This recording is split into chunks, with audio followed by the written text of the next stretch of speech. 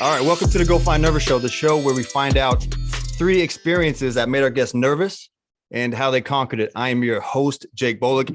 Real quick, if this is your second or more time here, please take your phone from horizontal to vertical, hit the like button and the subscribe button. It would really help us out a lot. Now, let me tell you about our guest today, at Okie Bass Bro on Instagram. He's a retired Air Force, Oklahoma City firefighter, an adventurer. He's into climbing mountains over 14,000 feet with his wife, Ashley. Shout out to your wife, Ashley. He's an outdoor photographer for hire. He volunteered for a cage fight in Thailand one time, I think. I don't know if we'll get into that, but he talked me into jumping off a cliff one time into ice cold water, and now he's taking a step into the kayak bass fishing game. Jeff Weisbrod is in the house. Thanks for being here, Jeff. What's up, Mr. Jake Bolick? Man, it's nice to have you here, dude. It's good to be here. Man, I'm going to talk about the Air Force for a second, man. First of all, thanks for your service. I appreciate that. Appreciate that. Tell me about this, man. Where do you go to get into the Air Force? How does that start? Tell me about that journey. Well, it all started for me when I was in college. I was going to OU, and during 9/11, after that happened, I felt, after like a few months of that, I just felt like I had to do it. I didn't really talk to anybody about it. Yeah. Family or my girlfriend at the time. I just went, signed up, did it, and then I was gone 6 months later. So hold on a second. So you don't tell anybody, and you go sign up. Were you nervous at all signing up, or was? Oh yeah. Yeah. Extremely nervous, but also both excited and felt like something that I needed to do, not only for my country but for myself. Yeah. And then not knowing what you're getting into, where you're going to go, where you're going to be. I mean, I was extremely nervous. Yeah, absolutely. So 6 months after you sign up, you're leaving. Did you go to Europe, or where did you go? How did that? So my first assignment after boot camp, I went to Wichita Falls for about 5 months, school and training. And then after that, you get your assignment. And I got this envelope. I opened it up, and we're all there. There was about like 10 of us in the room, and everyone's stateside. Everyone's going here, everyone's going there. And I read mine, and it says RAF UK Mildenhall. And I was like, what is that? And they're like, oh man, you're going to England. So I'm like, what the hell? Yeah. So, I at that point I didn't have a choice. It was, I'm going to England. So I had about 2 weeks to come home and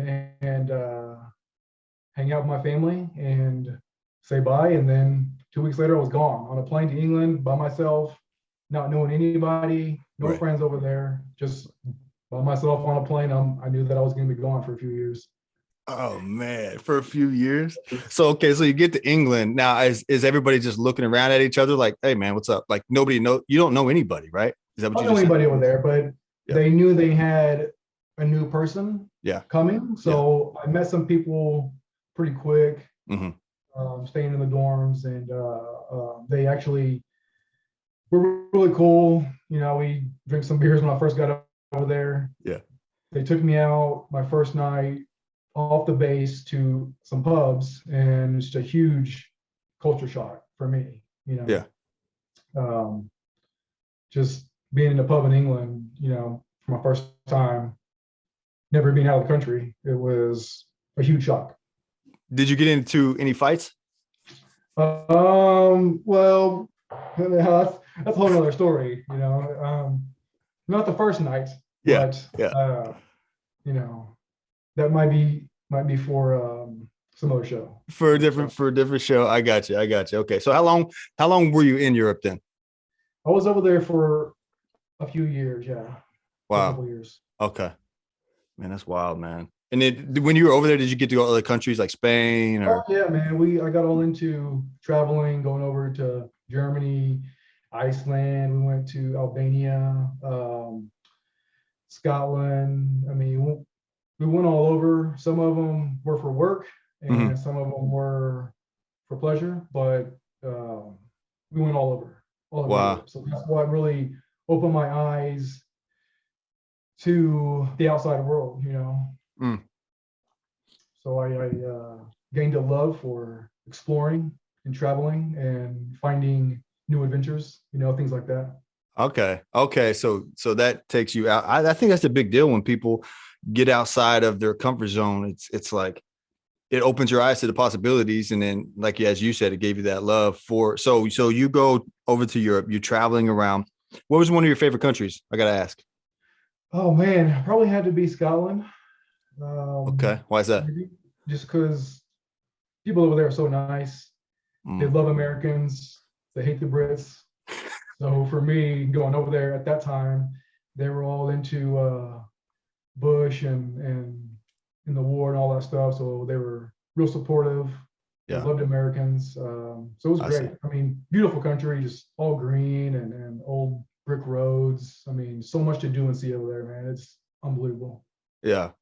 Man, well, I can see how that could give you the bug for traveling. So I want to transition that traveling into this adventure mindset, this outdoor mindset that you have. We touched on it in the intro. So now you're doing 14ers, hiking 14,000-foot mountains. And I imagine some of that stems from being able to travel in your Air Force days and Oh, yeah. and get out and get outside. Oh, How yeah. did you first decide to do these 14ers? I've never done one in my life, and it seems pretty gnarly, but Well, we got into it because we were going to Estes Park with my family, just okay. family trips, small hikes here and there. And then we did one with my brother. Um, Me and Ashley did, and we got up to about 11,000 feet, 10,000 feet, Okay. maybe. And that was the highest that I've ever hiked. Okay. And we wanted to keep going and hike further, but we didn't have time. We didn't have enough water, food, any of that stuff. So we had to go back. But that's what really sparked my interest into hiking these 14ers. I see. Talking to Okie Bass Bro here on the Go Find Nervous show. Let me ask, what mistakes? So when did, from the time Estes Park until your first 14er, how much time was in between that and your first 14er? It was probably another, I think it was another year, maybe two after that. I can't remember exactly the year, but it was a year or two after that where we had gone back to Estes Park with Ashley's family, Mm-hmm. and there was a 14er that was close by. It's close by Estes Park, and it's called Longspeak. Okay. I had researched it some before I left, YouTube Yeah. videos and whatnot, Mm-hmm. and I found out that it was one of the hardest ones to hike. It's like the top 15 hardest 14ers ever hike. Right. But not knowing a whole lot about it, I was intrigued and I was excited and I was like, well, we can do this, Yeah. No no problem. problem. No Yeah. problem. So we got to Estes Park and after her family left, we stayed behind and woke up at 2 a.m. and started our hike about 3 a.m. And it was tough. Longest Peak is not for first timers. Yeah. But we did it, and it was sketchy and it was a little scary at times, but we did it and we got through it. So, man, that's wild. That doesn't surprise me. With your background of being like, we can do this. That's not a problem. No big deal. Now I know for me, I'm in the Phoenix area, and I'll hike places like Camelback Mountain, Piesta Wall. I'll go to some other little hikes around here, stuff like that. And it's not something I have to train for, really. I mean, you just climb up it, you get tired, or whatever happens. It's not that difficult. But a 14er, what mistakes did you make? Did you make any mistakes looking back? You're like, I should have done this. I should have done that. I could have prepared better. Or was it better just to go do it without any preparation? well, I wouldn't say just go and do these hikes. I would say be prepared. One, get in somewhat shape, go running, go do the stair climber, work out in the gym, lunges and squats and all that stuff, build up your legs a lot and your stamina.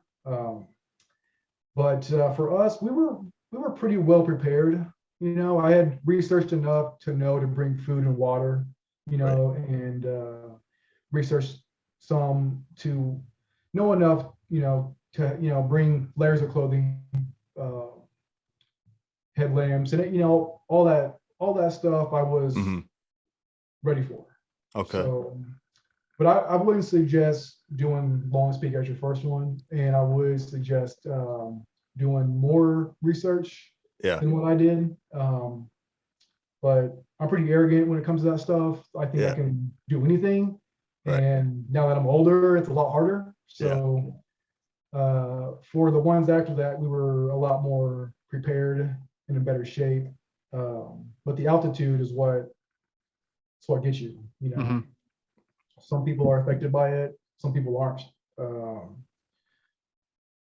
But for us, we're affected by it. We got some headaches here and there, but some people will feel nauseous and throw up and all that stuff. So if you start to feel that way, if you do a 14er and you start to feel bad when you get up there, just go back down because it's not worth it. I see. Yeah, it's not come play another day. You don't have to do it that day. The mountain's not going anywhere. It'll be there the next day. It'll be there. I got you. So you go up on top of these 14ers. There's got to be some good views up there. Imagine some photographs were taken. When did you fall into this passion for photography? And I know you're doing that now. You're a photographer for hire, so you do pictures of all different things, but you love the outdoors. So I'm curious, did that spark the photography, or have you always been? Well, or has it always been in your blood? What sparked my photography was when I was in the military. Traveling around, I wanted something to capture some of those moments. And I went out and bought my first little Sony D-Snap, it's called, and it was like $150. And I mean, it wasn't a very good one, but I started with that, and then I upgraded after that to like a Sony CyberShot. Just walking around London and over there in Europe, all over, I just snapping photos, not knowing anything. And then I went to a wedding this one time in Hawaii, and somebody had brought a camera, and they really didn't know what they were doing, and they asked somebody if they could snap some photos with their camera, and I said, yeah, I'll do it. And I started having that couple pose for me, and I was like, hey, do this, set like this, and it was kind of exciting to be on the other end of it, to be behind the camera instead of in front of it. So that really sparked my interest, and then I just got into it, further and further after that, and just love it. Just love snapping photos of the outdoors, of people, my family. It's fun to me. So. And that's how you got into it. And you've been doing that for a couple of years now. I know you've done lots of different things. I know you do stuff for me too. Anytime I need something, I'm like, hey, I need you to come out to Phoenix and give me some shots. So, I know you do that. So anybody watching this or listening, you need somebody to go anywhere in the world for photography, at Okie Bass Bro. Okay, let's talk about one last thing. We're getting close to time here. Kayak bass fishing. Okay, this is your new thing here. Well, what is this? Okay, so hold on a second. Man. That's my new venture. It's yeah, this is nuts. Yeah, go ahead. Tell me about it. I grew up fishing my entire life. Every weekend, every other weekend at my dad's, we'd go out fishing. Fishing for bass. That's it. Sure. Largemouth. And so I've always been an outdoors guy. I always liked, fishing, being on the lakes and the ponds and all that stuff. But recently I just got into kayak fishing. And I didn't know a whole lot about it. I came across it on somebody's Instagram post or something like that. Sure. And I saw this guy out there on the water in this little one-man bass boat, and I was like, oh, that looks cool. I clicked on it, and I went through this wormhole of stuff, and I was like, oh, I'm doing this. I got to do it, man, because I love to bass fish. I love to striper fish at Texoma. If you follow me on social media, you've seen some of my stripers on there. It's a lot of fun, but this is like a whole new game for me. It's a whole new venture, I'm excited about it. Just for the fun of it, but also for the competition, I want to go and fish in some tournaments, stuff like that. Sure. Where do you think you're obviously competitive. You're obviously willing to go get nervous. You're obviously willing to get uncomfortable. I mean, you go to the military, you hike mountains all over the place. You travel all over the place. Now you're doing this kayak fishing. I alluded to something earlier, some kind of cage fight that you volunteered for in Thailand. I think it was Thailand. I don't even know where it was. Like this gnarly stuff. Like, where do you think this stems from? Where does this ambition and where does this motivation, where does it come from? Or is it just something you've always had? I think it's just the way I grew up. I grew up around friends that were always competitive, you know. Yeah. You want to win in everything. Every sport that we ever played, you wanted to be the best. And you had to be the best. If you wanted to play in my age group, you know, you had to be the best. And we always were competing in everything, whether it be playing outside with your buddies, you're playing like tag or street basketball, whatever. You always wanted to win. Yeah. You know, you always had to be the best. That kept going. When I got older, we'd play poker at my friend's house, and everybody had to win. You know, we always had to win. So that it just stems from that. Just growing up around sports, you know, when you're playing every sport as a kid, you know, and you're around such great athletes, you know, you have to be good. So it just stems from that, and just my upbringing of having brothers, you know. Yeah. I always had to be the best, you know, I always had to be good. So it's like the environment almost forced to like either compete or die. Like if you can't go kill the food, you're going to starve to death. Like you have to compete or else you're going to fall over. We could flip marbles and I would have to win at that. You know what I mean? So it's just, I mean, anything that I do, you know, I don't have to be the best, but I want to be the best, and I'm going to strive for that because I want to win. Sure. So speaking of wanting to win, I know climbing these mountains, I'm skipping around here, but I'm really curious about your mindset with this. Climbing these mountains, there's got to be a point where you're like, man, this is stupid. Like, what am I doing? Like, this is like, what am I doing here? What do you do at that moment when that happens? How do you keep going to get to the top? What's your mindset like? Yeah, so there's several times where we were just exhausted, and I was like, man, I don't know if we can finish this because my legs are on fire. Yeah. They feel like rubber. I mean, I'm just completely spent. But my mindset is like, once I start something, I have to finish it. So I don't want to quit. You know, if I start hiking a mountain, we have to finish it. It doesn't matter. So that's my mindset, is that I don't want to quit. There's a goal to get to the top, you know. Yeah. And the end goal is you get to the top, you get to see those views, and just to say that I did that, I accomplished that. Mm-hmm. You know, that's my mindset going to these things. So it's a mindset, and I'm sure you apply, and I know you apply it to other areas. You're going to apply it to this kayak bass fishing as well. Like, this is the goal. This is the end. I'm going to finish it. And so then I guess you're just like one step at a time. You get just like when you're hiking a mountain, you're like, I'm going to pick one leg up at a time if that's what it takes, but I'm not going to stop. Is that that? I mean, once you get started, you know, I just bought my first boat the other day. So now I'm committed. Yeah. If I committed, you know, there's no turning back. I have to see the turn. I have to see the river. Some poker analogies. I love it. Yeah. I mean, so yeah, I'm into it now. You know, I'm actually registered for this bass fishing tournament deal for the kayakers, and so I'm ready to go. I just got to sign up for a tournament, and there's one in Broken Bow here in the start of May. So I'll probably do that one. I don't know. We'll just see where it goes, man. See where it goes. You know what you want to do. Me, but it's a new venture for sure. I'm nervous about it because I don't know anything about it. I know how to fish, but I've never fished like this before. So there's all these new modifications that I have to do on the boat, you know. So there's all kinds of new stuff, man. But I'm excited about it. So. Yeah, right on, man. Right on. Well, that's what Go Find Nervous is about, right? It's like just keep getting uncomfortable and make it happen. So at Oki, put yourself out there, man. So what's that? You gotta put yourself out there and see what happens. Yeah, I love it, man.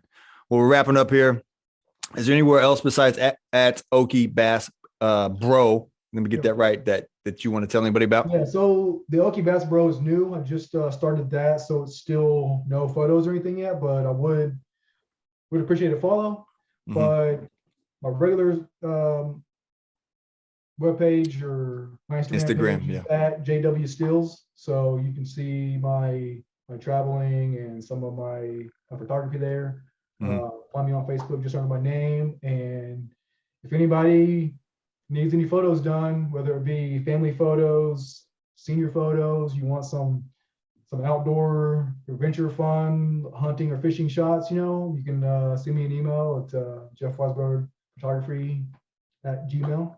Awesome. So search me there, and yeah, that's it. Awesome. Well, at JW Stills for photography, I can vouch for anybody watching or listening. It's good stuff. I use them every time I need something. So I appreciate it. Hey, I just want to honor you for being here today. I appreciate it. Thanks for the service in the Air Force. Thanks for being a firefighter. And anytime my house is on fire, I feel safe around you, man. Thanks for being on the Go Find Nervous show, man. Thanks, Jake, for having me on, man. I appreciate it.